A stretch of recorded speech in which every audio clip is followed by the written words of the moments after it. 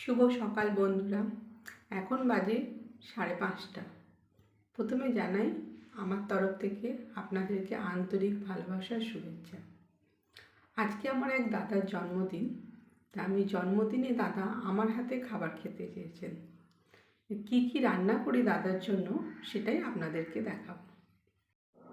আজকে দাদার জন্য জন্মদিনে আমি ফ্রায়েড রাইস বানাচ্ছি।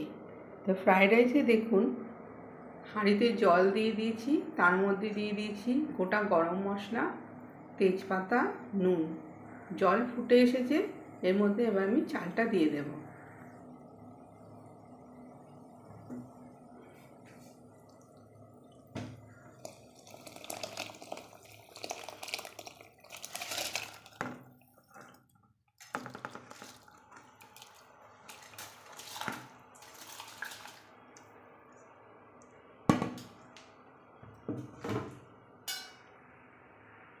আমার কিন্তু ভাত রেডি হয়ে গেছে। এবার কড়াতে আমি সব একে একে সবজিগুলো ভেজে নেব। আমার সব সবজিগুলো ভাজা হয়ে গেছে। এবার আমি রাইসটা সবজির সাথে মিশিয়ে রেডি করব। আমার ফ্রাইড রাইস রেডি হয়ে গেছে। এরপরে হবে মাংস, তারপরে হবে তপসে মাছের ফ্রাই, তারপরে চাটনি। আপনারা সবাই মাংস করেন, পাঁঠার মাংস, জানি সবাই ভালো করতে পারেন, কিন্তু আমি কিভাবে করি সেটাই আপনাদের সাথে শেয়ার করছি।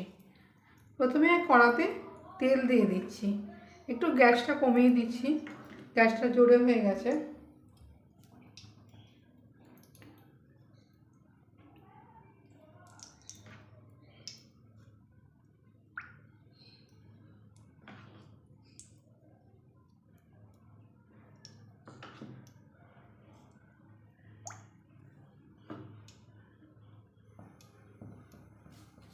এরপরে দিয়ে দেব তেজপাতা আর শুকনো লঙ্কা ফোড়ন।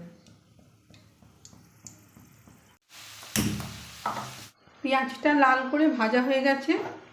আদা রসুন পেঁয়াজের পেস্টটা আমি আগে থেকেই তৈরি করে রেখেছিলাম, এবার দিয়ে দেব।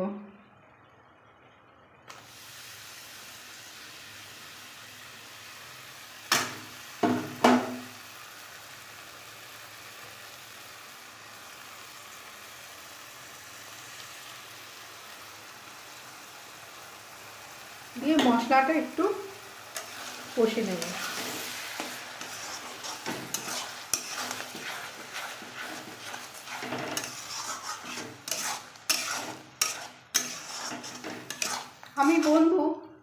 বন্ধুরা আমি ঘরোয়াভাবে করি, সেরকম কোনো যে মিট মশলা পাওয়া যায় বা অন্য কিছু দিই না। ওই আদা পেঁয়াজ রসুন আর একটু গরম মশলা আর লঙ্কা, হলুদ, জিরে, ধনে তো দিতেই হবে।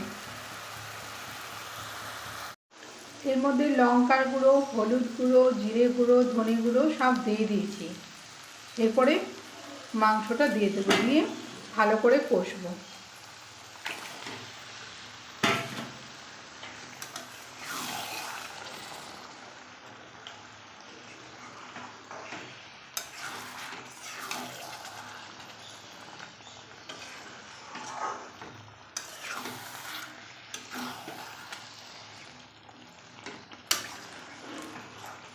আর একটু কষা হলে তারপরে নুনটা দেবো, এখন এক্ষুনি নুন দেবো না। এই দেখুন বন্ধুরা, আমার মাংসটা কষা হয়ে গেছে। এবার প্রেসার কুকারে দিয়ে গরম জল দিয়ে সিটি দেব, তারপরে আপনাদেরকে দেখাবো। প্রেসার কুকারে সিটি দিয়ে এবার কড়াই নামিয়ে নিয়েছি। আমার মাংস কমপ্লিট। আমার তপসে মাছের ফ্রাইটাও হয়ে গেছে, রান্না কমপ্লিট।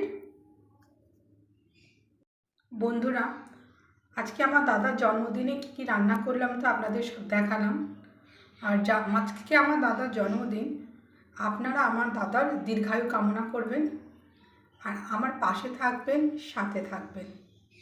তাহলে আজকের মতো এখানে ভিডিওটা শেষ করি। আর ভিডিওটা কেমন লাগলো অবশ্যই কিন্তু জানাবেন।